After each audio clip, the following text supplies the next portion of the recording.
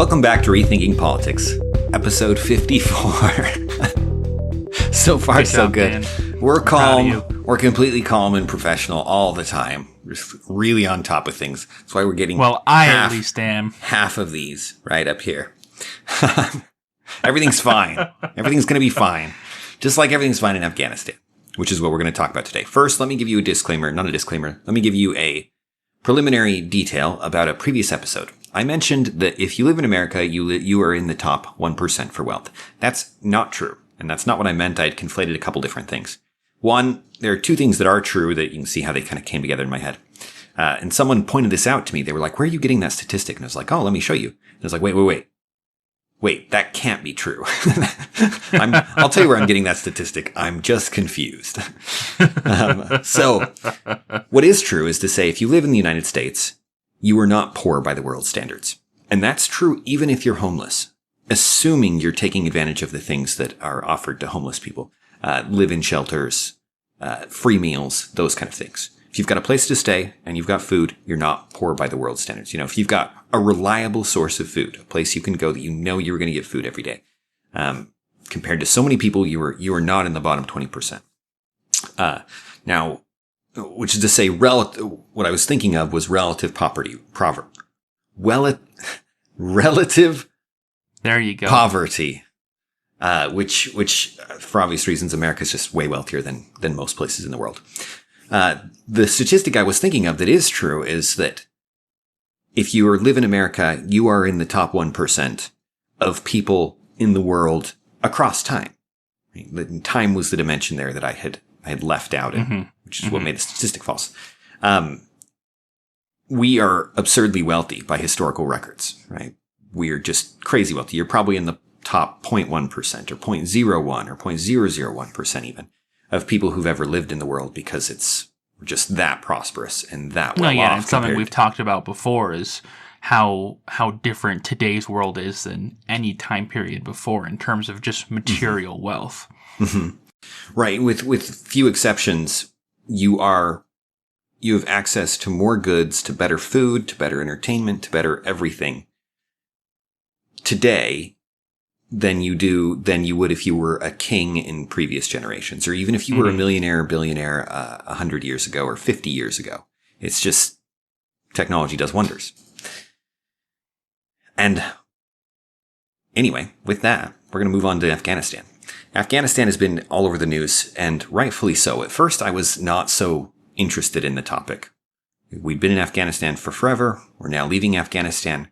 Whatever. But if you go and you start watching videos, you start getting into the details, things get really interesting and really odd really quickly. And to begin with, we wanted to give a shout out to a particular reporter and organization. We often draw on CNN often for things that we're going to debunk and things that we're going to turn, right? They kind of are our punching bag of late, that's for sure. Right. We want a consistent narrative from a single news source, and CNN just provides that really well, in which to then look at their words and consider them. And in this case, Clarissa Ward, who is, you mentioned, is she their chief correspondent? Yeah, the international chief correspondent is what CNN says. Chief international correspondent. Got those words mixed up. Those words are the same thing. Right. You can go watch videos of her. They're in Kabul. We've heard a couple ways to pronounce it today. We were looking at it up to see what the right one is. Yeah. We found that nothing conclusive. And she's on the ground there right now. You can watch her speaking to just leaders of various little military groups there. In some cases, it's commanders of a larger group. In other cases, it's just like soldiers on the streets and then other people on the streets. And she's wandering around dressed in the hijab, as you can imagine, to try and avoid ire. This would be a bad time to not be wearing that and be out and about as an American there. But it's just so weird to watch her go and have conversations with people there right now. To actually be speaking to Taliban soldiers as they're taking over the city and asking them questions about what the future holds for the people who are going to be now under the Taliban rule instead of the government they had before and what that means. I mean, in particular, she's concerned about that the Afghan women who are going to be under Taliban rule and under Islamic law when they weren't before, because that is a very big change. Yeah, rightfully so. Often they're not in a lot of those countries, and this varies so much in different Muslim countries. Places like Iran, at least you used to be able to women could go to college and they could dress more or less how they wanted to. And that's varied as different factions have vied for control there. Syria was another one that had secularized quite a degree, or rather was not enforcing the strict standards that you see in some places. But here, you'd expect them, the Taliban track record is such that you'd expect them to be enforcing the strictest dress codes. And they have a very clear standard that they've enforced and expectations of what women are supposed to do in society and not supposed to do in society. And that does not include getting an education beyond a very limited education necessary for the duties that they think are their lot. Yeah, and so there's obviously a lot of questions, and of course the Taliban is, in this moment of victory, going to be generous, at least in words. Rhetoric, you know what right? I mean? I mean the Taliban, they've got, they're tweeting, they're reporting with Al Jazeera about what they're going to be doing and how benevolent their government is going to be. And which is good. I mean, it would be really bad if they were saying the opposite. If they were saying, welcome to hell, everyone. It's going to get nasty from here on out. Then we'd be really concerned. But it's not surprising that they're saying those things, because that's what you'd expect a reasonable occupying force to say. You know what I mean? You don't want to have people rioting. You want a peaceful transition of power as much as possible. And so you say those things to calm people down. But what the government's actually going to look like once they have complete control, because just because they've taken over Afghanistan does not mean they have complete control, does not mean they have a working government. It does not mean any of those things. It just means they've defeated the other government. Yeah. They still have to establish and then maintain control. And once they do that, you'll see how they actually plan on ruling. Yes. And it may be just as benevolent as they said, but we don't know. We won't know until it happens. Yeah, and what's interesting about that is that I didn't expect them to have the rhetoric right? The rhetoric may or may not reflect what they're going to do.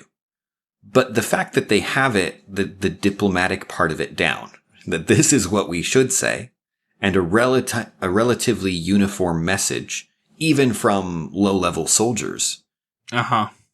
And saying what the expectations are going to be, how true it is another question, but that says a lot about how far they've come.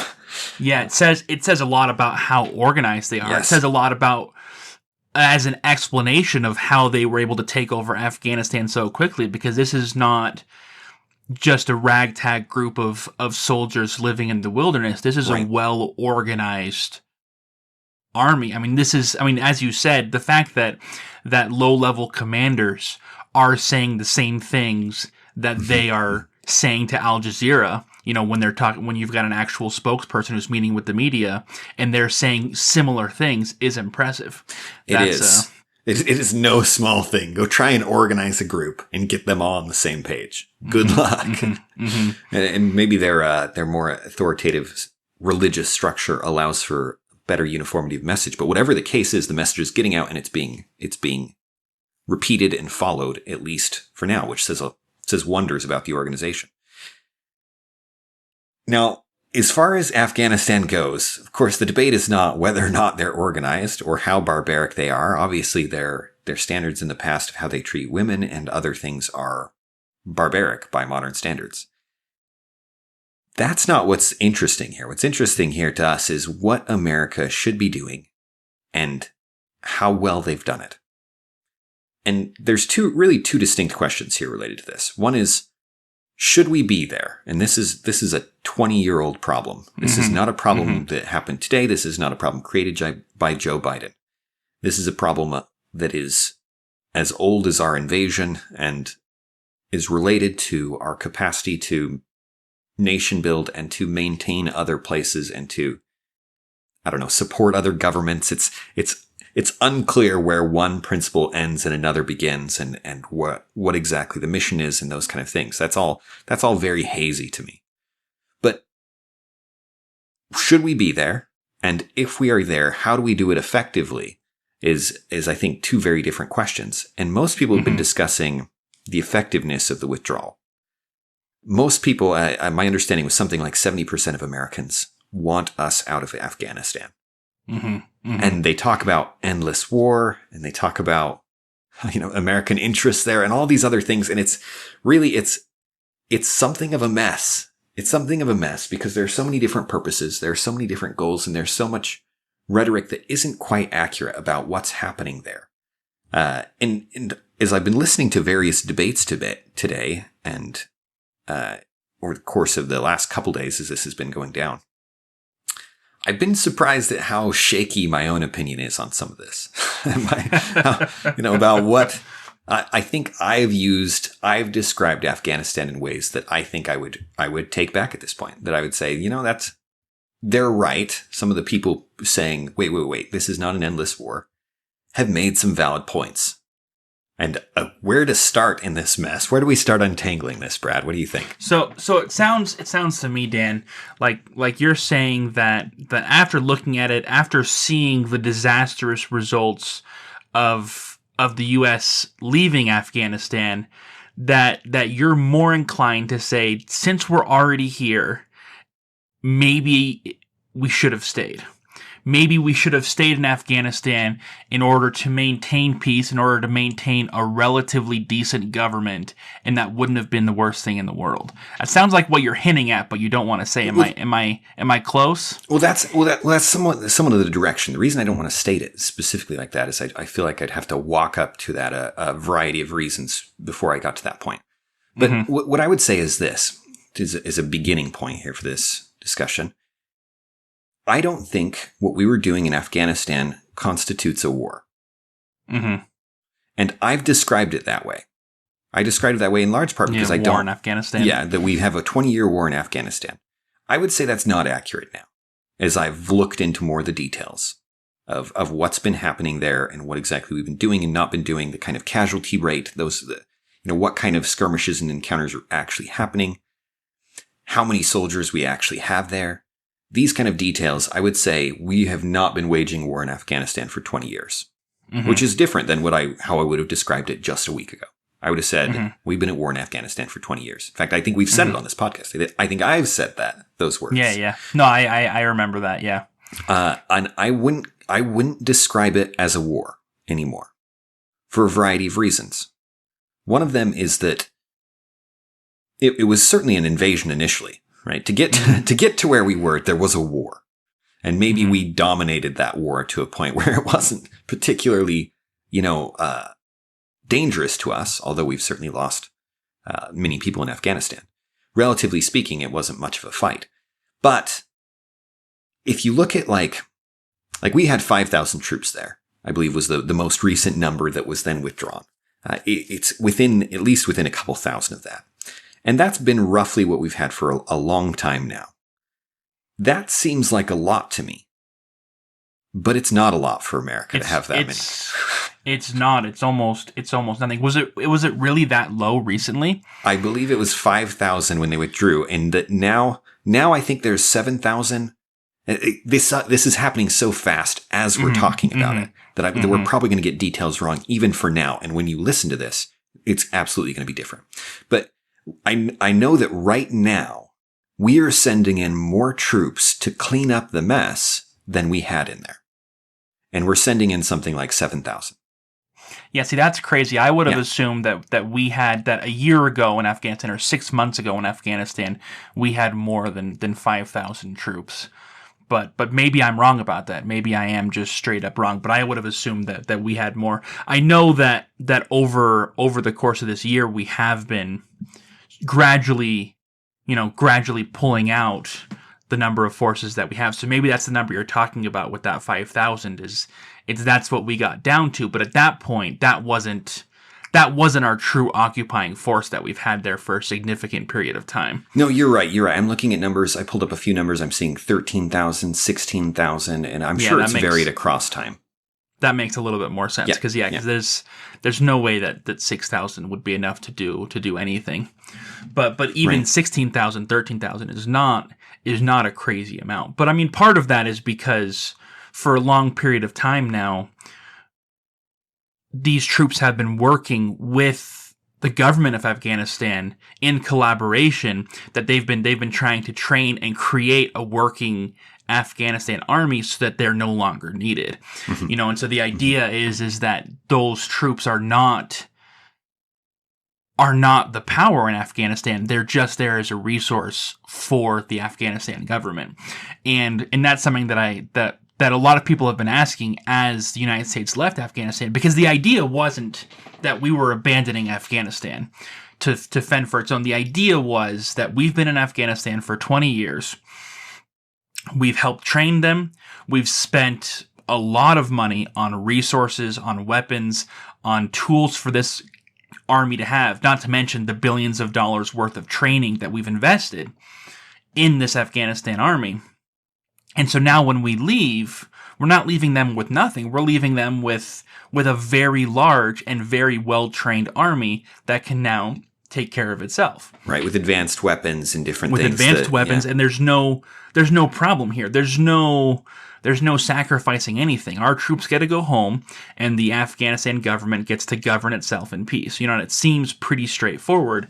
So the real question that I think should be asked is, well, not the real question. There are a lot of questions here, but at least one viable question is what went wrong in terms of that plan, because that plan obviously did not work at all. Right. It did not work at all, because if the Afghanistan government had a working, 100,000 strong plus army that was trained well and had modern weapons and was well organized, then even if the Taliban were this incredible army and well organized and et cetera, the things we talked about before, it doesn't change the fact that they couldn't have done this and done it this quickly.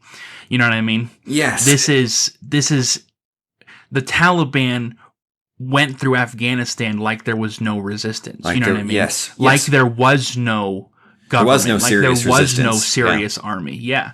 And so clearly that army on paper didn't exist in reality. In fact, I read a really interesting article from The Atlantic titled "What We Got Wrong in Afghanistan," and it's written by someone who was actually deployed over there. I believe he's been deployed over in the Middle East a couple of times. He's been involved in a lot of these operations, and he goes down and he talks about what actually happened over there.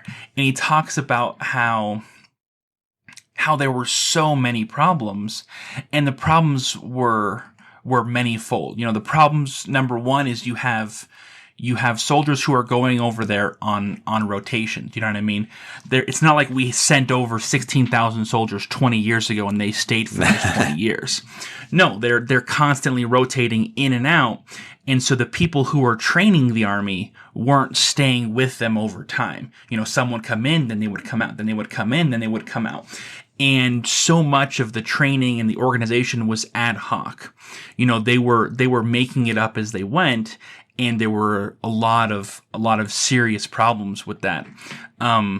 That's an interesting problem. Let me interject a few thoughts on that. Interject. Because obviously you would think that if the U.S. military was training someone on military issues, that the training we would offer would be second to none.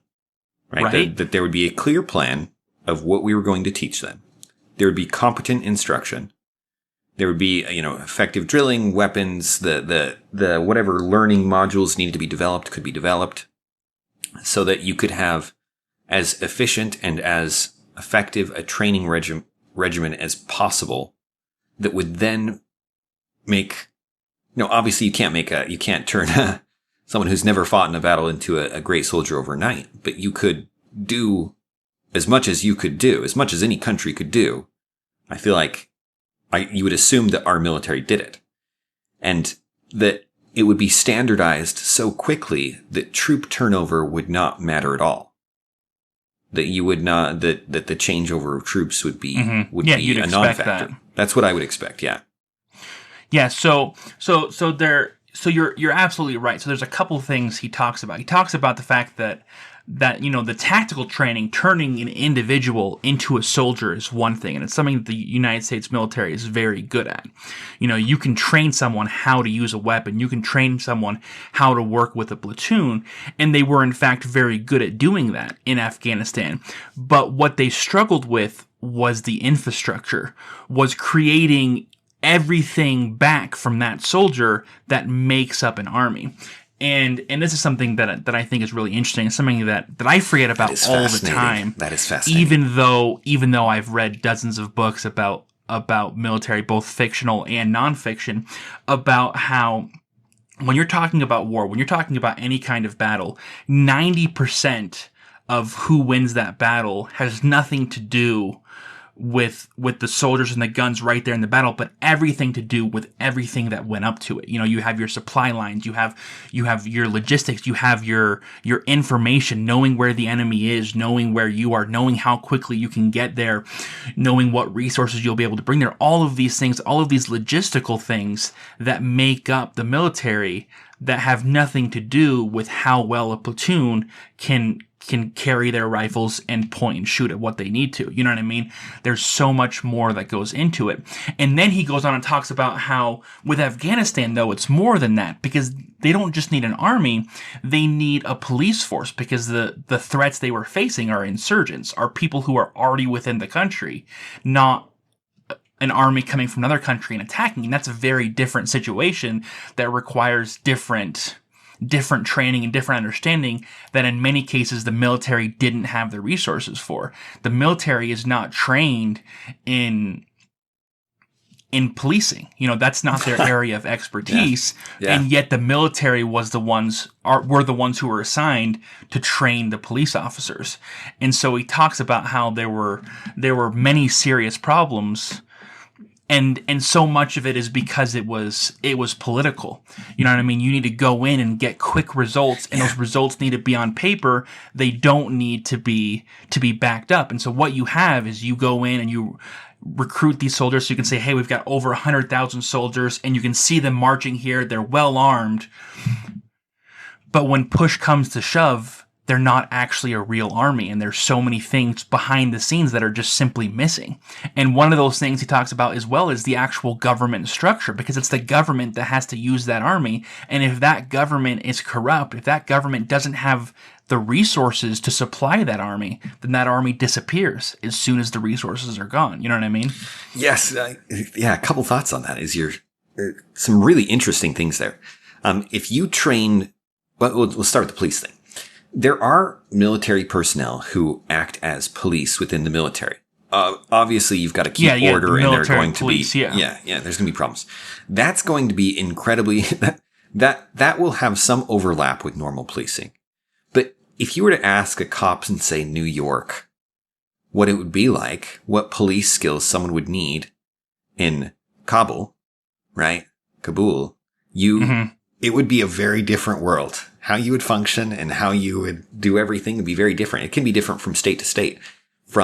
With that kind of a cultural shift, the military police skills, it does make sense to me that the very little of it would actually be directly transferable. And really, what you don't need is a beat cop from New York City. What you need is a branch of the FBI, someone who has experience dealing with larger issues. You know what I mean? The New York City cop is very often not dealing with large organized criminal organizations, unlike the FBI, which specializes in that. Right. Because that's the kind of organization you need if what you're dealing with is large scale criminal organizations. Right. Which is how that the government, as it was supposed to be viewing the Taliban, essentially, with some kind of large scale criminal organization. Mm-hmm. It's such a fascinating thought of trying to think of the institutions that would have to be created in order to maintain a government and an army that seems to us so self-sufficient. Yeah, that would be self-sufficient. You would have to create something like an FBI. You'd have to have some kind of organization that with the data and communication and the structure and the lack of corruption. I say lack of corruption as if that's a thing going for us these days. But at least, not so corrupt that they're playing for these same organizations, which obviously happens in police and in FBI at times.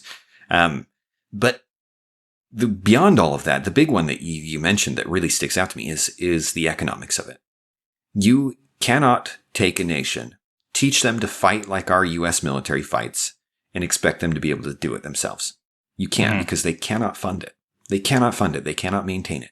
This was one of the specific points I heard about, specific problems I heard from our withdrawal that was really interesting to me, that makes a lot more sense as I'm starting to think economically. Their Air Force, they were trained to use their Air Force in similar ways to how we use ours, which is for intel, air support, different things. Without that, in a lot of ways, they're blind. And when we left, due to the way we did it and what we allowed and didn't allow them to use as we left, they had some planes, they had theoretically enough things to do it themselves. But I heard somebody claim that they lacked the technological skills to maintain and fully operate them, specifically to maintain them. And among the other decisions that Biden made, Biden forbid any contractors from being there, which is what they would have used. They would have used. It's often what the U.S. military uses. Yeah. To do the things that they couldn't, and to continue to train them on things. And those were also pulled. Those were also prevented from helping, which leaves them in a position where, at least according to this claim, I don't know how true this is. So much of this is things that you can't verify right now, right? You're hearing a lot of things. And the truth will out eventually, hopefully. But if that's true, that would explain why they had no air support immediately, why they were not able to do a lot of things. And if you were built to depend on that, if you're built to function like we function, you're going to have immediate problems there.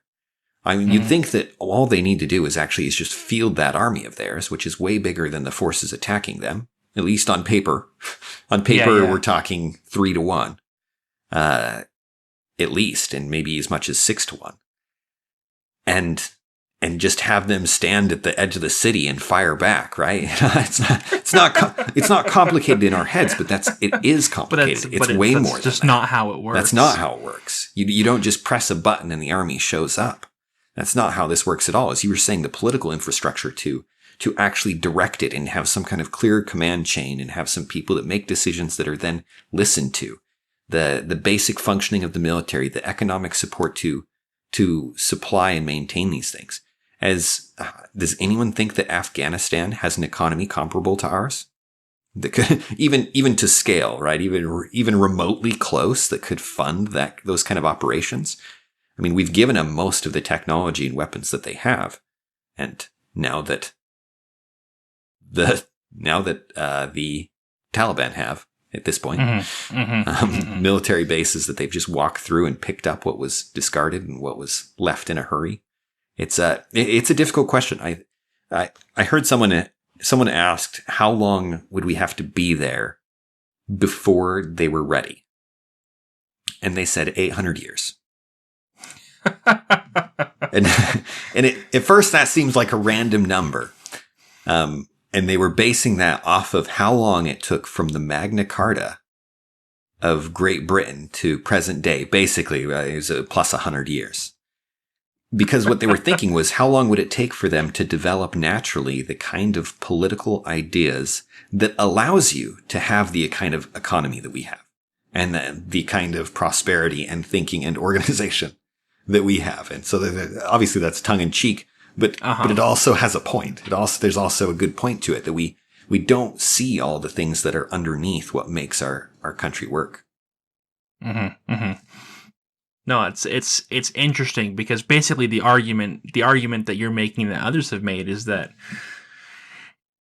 if you're not changing everything that's underneath, if you're only making surface changes, then if they're not supported inherently by what's underneath, then they're going to collapse. And so what that means is that if you were going to build some kind of some kind of security force or system for, the government of Afghanistan, it would have to work within their current system.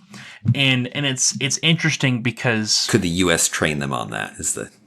Well, it's an excellent question, but the other question is this is not the first time. This is not the first time the United States has done this. This is not the first time it's backfired. It's something that we've continued to try to do, and it's something that we try to do in so many aspects of society. Is we force things to be the way we want them to be, the way they are for us. Why can't we just make it that way for other people?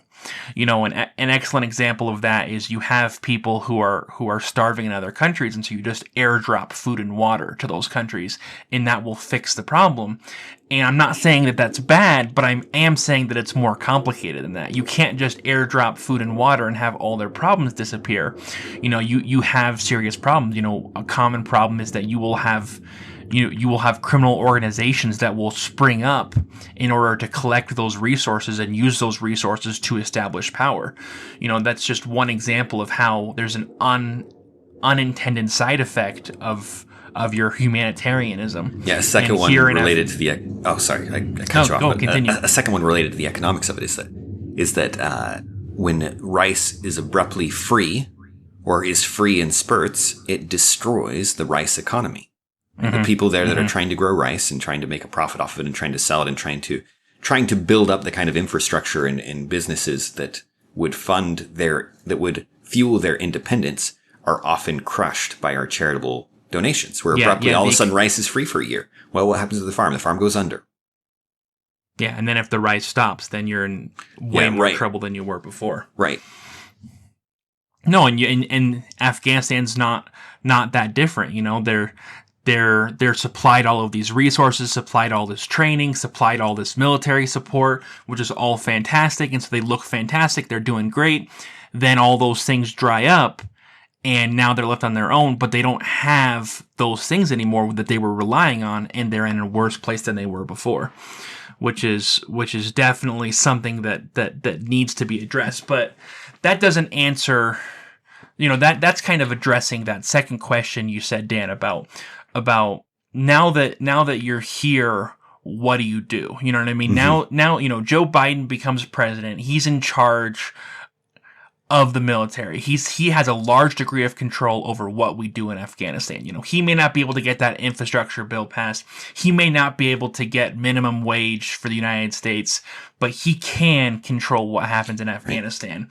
And he is put in a position where he has this 20-year occupation, as it were, in Afghanistan, and that is vastly unpopular with the American public. And what do you do? What do you do in that situation where both parties, in many cases, believe that we should withdraw? What do you do? Yeah. What do you do? It's campaign promise from Obama, campaign promise from Trump. These are things that it's vastly popular on both sides. Mm-hmm. Mm-hmm. And Biden actually follows through with that promise, right, and is going through political heck for it. Like he is under fire like you wouldn't believe. The number of articles I've seen on CNN bashing Biden is insane. It is. This is the most negative coverage Biden has ever gotten. It's crazy. That's what led me to look more into it. Honestly, this would have kind of blown over, well, at least until the disaster started happening. But early on, I was starting to see these kind of articles. I was like, wait, what is this? Why the hate? Why the for something that's so clearly popular? But yeah, it's interesting. You're right that this. I heard someone say that this will be Biden's Bay of Pigs invasion, right? The Bay of Pigs. I don't even know what that is a historical reference to, but I know it tanked somebody's presidency. It's Cuba. It's Cuba. Thank you. That's what I thought, but I was like, Cuba it'd be worse totally if I threw that out there and was wrong than if I. I'm here to back you up, Dan. It was Appreciate Cuba. It. Your American history is way better than mine. That's so sad. Sorry, I shouldn't have undercut you like that. Was that? No, now all I'm thinking in my head is "We Didn't Start the Fire" by Billy Joel. That's what I've got. That's the sum total of my historical knowledge. That's your history. Not true.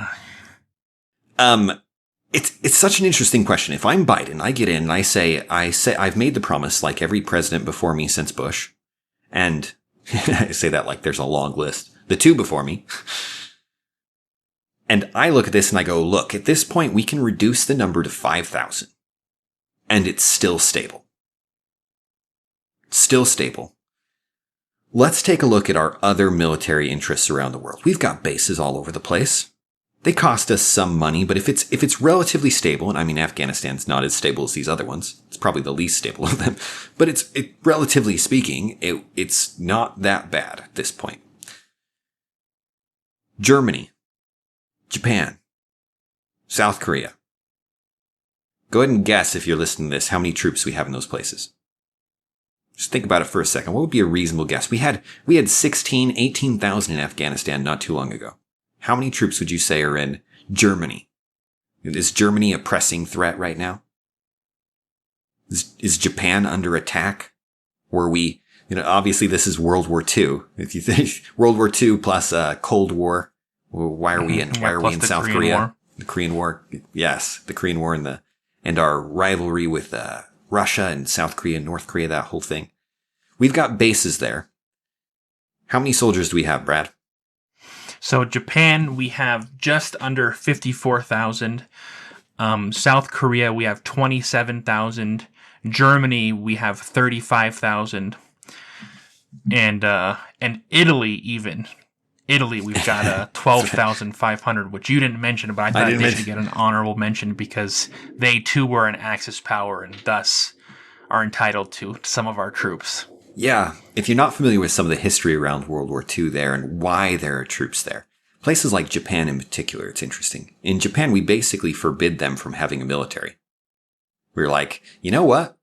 Maybe you'd be mad about those bombs we dropped on you. I'm speculating a little bit about our reasoning here. Maybe vengeance would come our way for firebombing Tokyo. We basically forbid them from having a military and said, no, we're going to handle your security concerns. And so if we're going to do that, they're right next to China. We're going to have a large military presence there. And we do. We have 54,000 people there. And then over time, Japan became an ally and realized that this relationship was the best thing that could ever happen to them and said, you know what? You keep your troops here as long as you want. You maintain our defense as long as you want. We don't want to fight China. You fight China. You deter China from fighting us because China has no interest in fighting a war with the United States. So as long as we're under your protection, we're good. We can spend all our money on economic things. It's crazy. The Italy one blew my mind. We've got how many? 14,000 troops in Italy? 12,535 in Italy. As of when this was updated. Yeah, that's surprising. And Germany, is Germany a threat? Is Germany about to be invaded? I was about to say, Germany is both neither a threat and is in no way threatened by anyone else. Yeah. So either way you look at it, either as a peacekeeping mission or as a mission to protect Germany, so Germany doesn't require a large army, neither of those are justified. And yet we have them because it's like you said before with the 800 years. If you're going to maintain something, you basically have to do it forever. Yeah, it's strange. Now, if you said to me, if consider it this way, would I prefer to have 35,000 troops in Germany or say 25,000 troops in Germany and 10 over in Afghanistan, 10,000 troops? Mm-hmm. What's the difference here? It's weird to me. If you're looking at Afghanistan as a perpetual war, then ending the war makes sense. But if it's just another place where we have lots of military soldiers, and in this one, every once in a while, something goes wrong, right? If something bad happens, somebody's killed. At this point, it's very infrequent. Then what's the difference? Really, what's the difference? We had less troops there than we had in Germany. We had less. No, and I think you did answer is that yes, they're infrequent, but they do happen enough. There are enough engagements that there are casualties, and every time a soldier dies overseas, the question is raised, what are they doing? What are we doing there? No one ever asks, what are we doing in Germany? Because no troops are dying in combat. That's there. true. It's true. No troops are dying in combat in Germany. No troops are dying in combat in Japan. When was the last time you read an article about an IED that went off in Japan and killed a bunch of U.S. soldiers? It hasn't happened. It hasn't happened, and so we don't care. And by we, I mean the American populace. It's funny because the reason Biden did this is the exact same reason he's getting lambasted for it. He did it because the people wanted him to. You know what I mean? I'm sure Biden right now is fairly annoyed because he's like, I did exactly what you wanted me to do, and I'm getting publicly skewered for it. Just tell me what you want and I'll do it. Biden is the popular president. Biden's campaigns, Biden's everything was just built around what he thought the American people wanted. Yeah. And some kudos definitely needs to go his way for carrying it through, and the others didn't. And if you want a sense of why the others didn't withdraw, I think what happened is a good sense of what happened. I said I would withdraw. Should I do that? Speaking to his military commanders. If you do that, the place will collapse. Now, they thought it would be slower than it did, but they were pretty confident that eventually they would collapse. Well, that probably wouldn't look good for me. Let's pass. We'll leave that for the next president. We'll leave that for the next guy. And it looks bad. It looks really bad, and Biden's getting the heat for it. And so as we're talking about this, we're speaking in a lot of questions, a lot of ideas. We're not making a lot of concrete statements, and I think that's wise on our part, Dan, because good. I thought I was just confused and didn't know what. If you've got any concrete statement from this, it's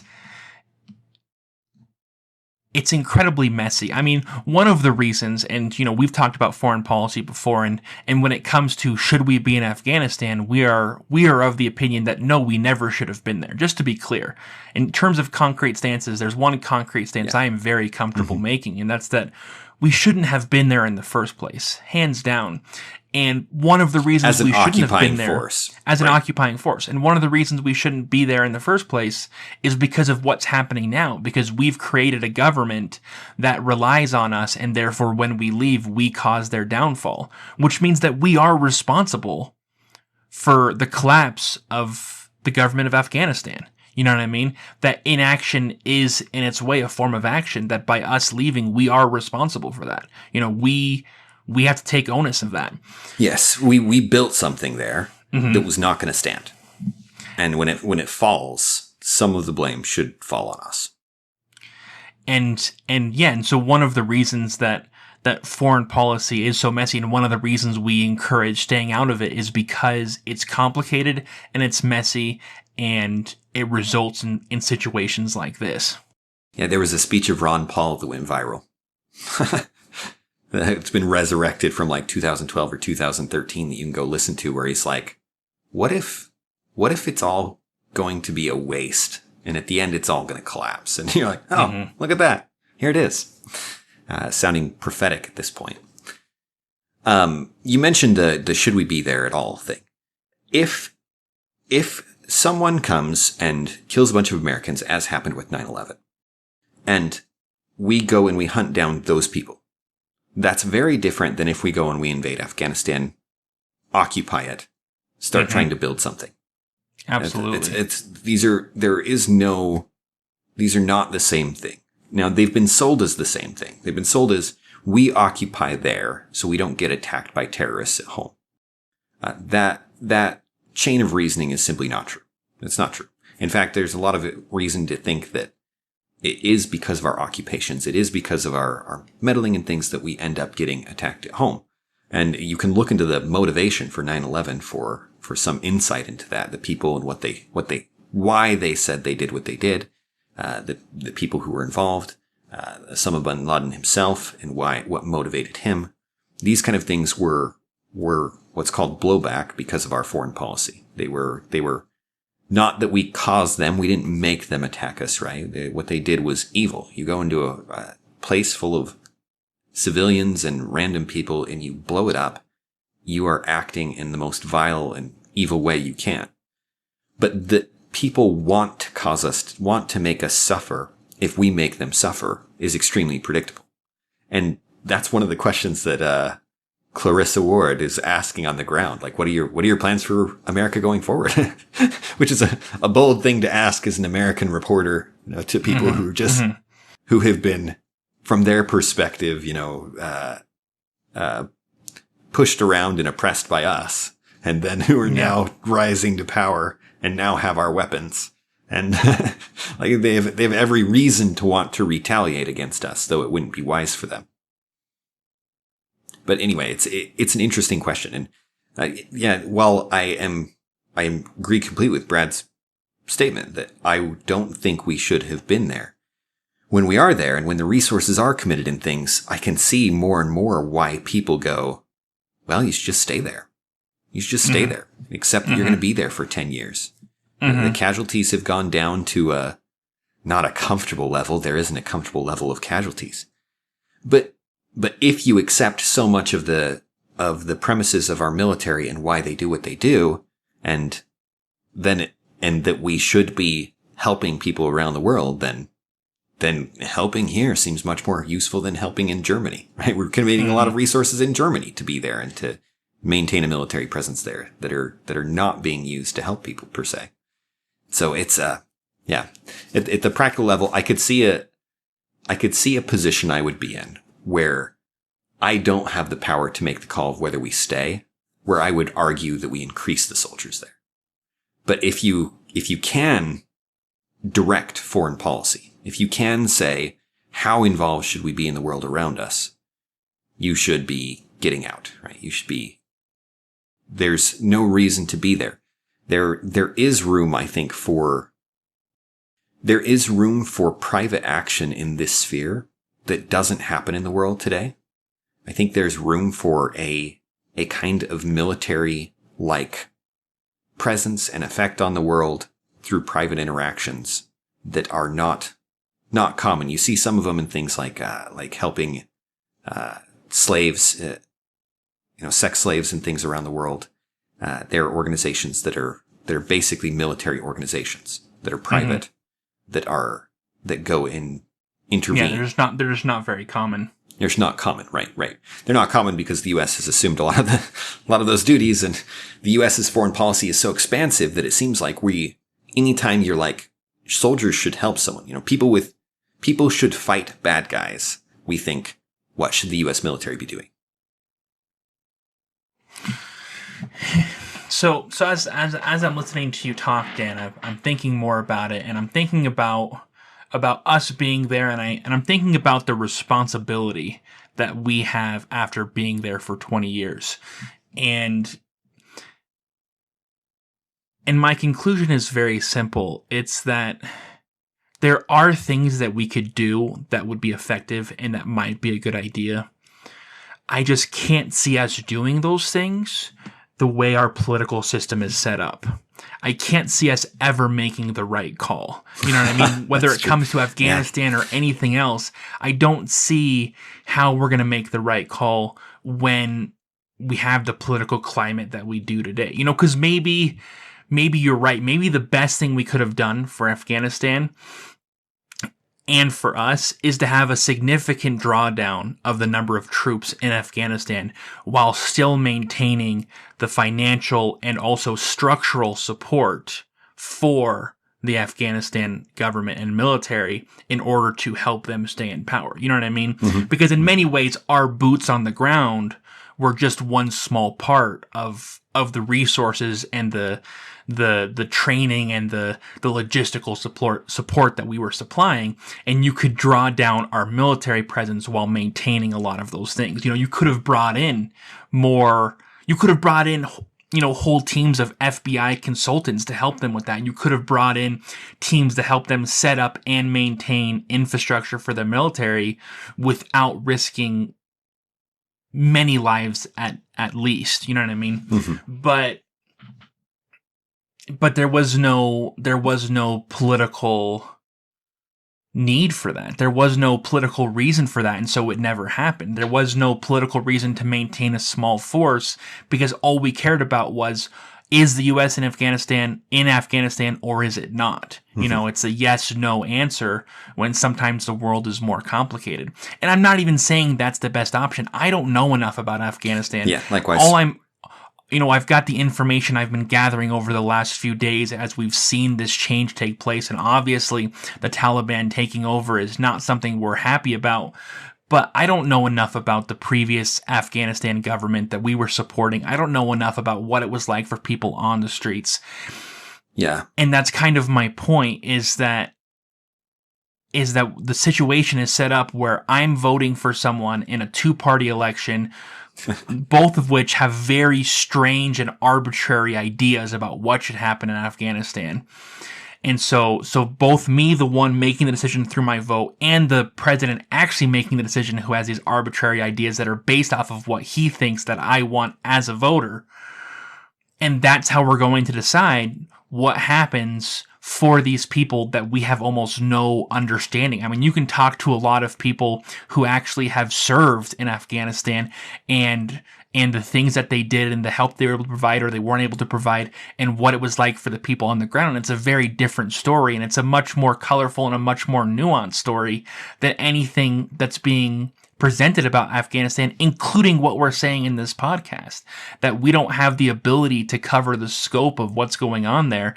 And that's a serious problem, in my opinion. No, it is when ultimately the power to decide is decide what happens in Afghanistan is through elections. And the decisions ultimately fall on the shoulders of the president, who is not a military person, it's odd. It's really odd. I've thought about this before at length. I think the way that the government runs makes the military incompetent in almost every circumstance except one. And it's if we are invaded. If we are invaded, the government could effectively manage fighting that war. And it's partially because the interests would be clear and they'd be virtually universal. The interests would be aligned. And how they fought and their goals and objectives, everything would be perfectly clear in those circumstances. At least, relatively speaking, be extremely but clear. the farther away you get from that, the more muddy it becomes. Right. Do we have an obligation with the force that we pay for to defend ourselves to support and sustain the Afghani people? With money provided to the military through taxes to obtain goals established by politicians who change in and out, like you were saying, what are the odds that we make that President Biden makes the most effective decision? Mm-hmm. It's virtually random. It hinges on the whims of the people in so many ways. If not in necessarily him trying to please the people, which I think he is trying to do, like you said. But even if he weren't, the fact that he got elected would reflect to a large degree the views of the people and how what the people want.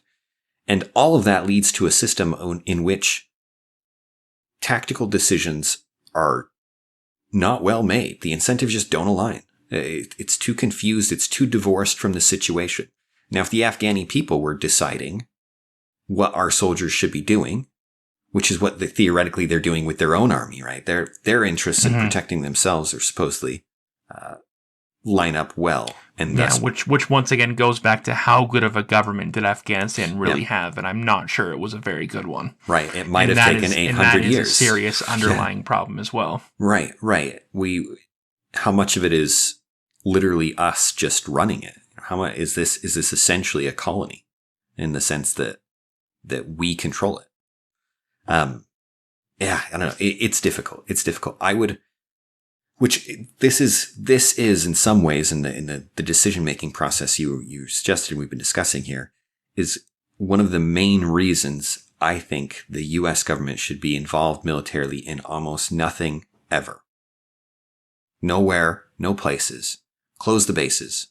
If you want to have bases in places where there are allies, where there are security threats, Japan might be a good one to keep bases in. Maybe. I don't know. Those kind of things are up for debate. Germany is not. Germany, and maybe that's a question of cost expenditure at this point. How much would it cost to move all the things that we have there to a better location? I don't know. But as far as our interests are concerned, as far as protecting America goes, I think we waste an absurd amount of money. Which is why I go back to the political incentives, because the reason we're still in Germany is because the political incentives. Yeah. Because if it costs, the equivalent, we spend X amount of dollars every year to keep our troops in Germany. Let's say it costs 4 times that amount to get them out. Then in the moment, it's a terrible financial idea and can be enough to jeopardize someone's reelection, even though in the long run, it'll be way more cost effective for the United States in general. But because we live, especially in terms of presidents, in a 4-year cycle, anything that takes longer than 4 years is a serious problem. You know what I mean? Anything that you say you want to do that you can't at least start in the 4 years and see the positive effect, politically is a very dangerous thing to do. Politics is such a garbage system for making important decisions. It really is. In all but the most clear cases, politics will botch the question because their interests do not align with the actual reality of the ground. One of them being money, right? One of them being the cost. Government cannot be cost effective. They cannot respond to cost incentives because ultimately they can print more money. ultimately, it doesn't matter that much. If the people vote for it, they have to do it. If the people don't vote for it, it can't be done. And there's that disconnect. It's one of the real problems. Yeah, it's a massive problem. And in running a military, which is one of the most expensive things you can do. There's a reason we spend such a ridiculous amount of money compared to the rest of the world on the military. And yet politicians will talk about how our guns are not in working order, right? The maintenance things are not getting paid. Our half of our airplanes are actually not combat worthy and so on. And I'm just throwing out random numbers, but that's the kind of things I hear all the time, that actually we're not prepared for a war because most of our stuff doesn't work because we don't have enough money. It's like, well, where is it going? How? We have more money going into the military than any other country in the world, and it's not close. Mm-hmm. No, it's frustrating. It's definitely frustrating. And as we look back at Afghanistan and what's happening here, kind of have a few final thoughts. First of all, I don't think Joe Biden is the villain here. If anything, Joe Biden is the scapegoat for what's happening. The American people wanted something. The American people got what they wanted. They were upset with how it actually turned out, and so they're blaming someone for it. And who they're blaming is Joe Biden. Even though, like I said, most people wanted him to do it, including us. You know what I mean? If you had asked us, a month ago, should we get out of Afghanistan, we would have said yes. You know what I mean? And which is why, anyways, but it's more complicated than that. And maybe in the long run, Afghanistan is going to be better off because we're out of it. I think that is a very real possibility. In the short run, it's a nightmare, but maybe in the long run, they're going to be better off. For sure, in the long run, we're going to be better off because we were expending, human lives in an effort in Afghanistan that was not directly benefiting us. What it costs Afghanistan is still up in the air, and I don't know if we'll be able to ever quantify that. Yeah. There's a policy that's tangential to this discussion, but is so critical in my mind to what would be good for us to have done. We've talked immigration before, Brad. Yes, we have. If our immigration policy was what Brad and I described, which is to say, anyone who wants to work, no not become a citizen. Anyone who wants to work can come and work. Can live here and work. And live here and work, period. You could filter out, if you wanted to, extreme criminals and things like that. That's fine. But any normal citizen who wants to come here and work can, period. And get a work visa for basically nothing. And if they can get a ticket here, they can come. And then you have Americans who are in a position, you get a fundraiser going to buy tickets for the people who want to come. Then by the time we leave, we announce we're leaving, we give people some time. By the time we leave, the people who are going to be killed by this regime change, a lot of them could leave. Some of the videos are sickening. You've probably seen a few of them, Brad. I won't describe them in detail, but people were trying to get out. Desperately trying to get out. And whatever asylum laws and how that works in navigating that system asylum should not be a thing in the United States, because we should make it so easy for people to get a work visa that everybody who wants to work can come. Mm-hmm. And tons of these people, because I feel that's the people that, at the human level is really, really tearing me up with this whole thing, is that there are people there who are going to die because they were on the wrong side, right? They were a part of this military group. They were a part of whatever it is. And everything falls apart, and they're just waiting at this point. They're hiding. They're waiting. They're in their houses. There are some people tying themselves to planes in the hopes that saves them. That could have been avoided to a large degree. There's always going to be some who didn't make it out for whatever reason, didn't have the money, didn't have the means, weren't able to get a flight. But you could have had a very large number of people get out and be starting their new lives in the United States.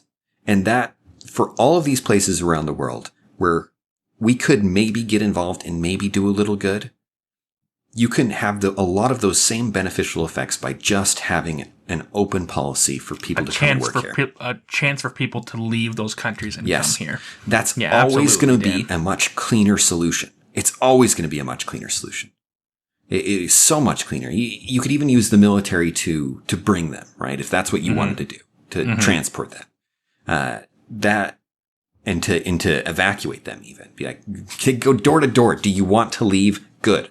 Hop in. Come with us. Yeah. Come with us. That would really change how I felt about this whole thing. And I think that would change how we look at most disasters in the world of this kind, where there's some kind of tyranny and there's some kind of oppression, some kind of change, and the fall of Iraq and different things like that. No, absolutely, Dan. Absolutely. But unfortunately, we're a far cry away from that, and so in the end, what we get is this absolute mess that we're all just going to have to live with. Yeah. Yep. News is going to be tough for a little while. We're super lucky in where we live in the world. Absolutely. Absolutely. With that, thank you for listening.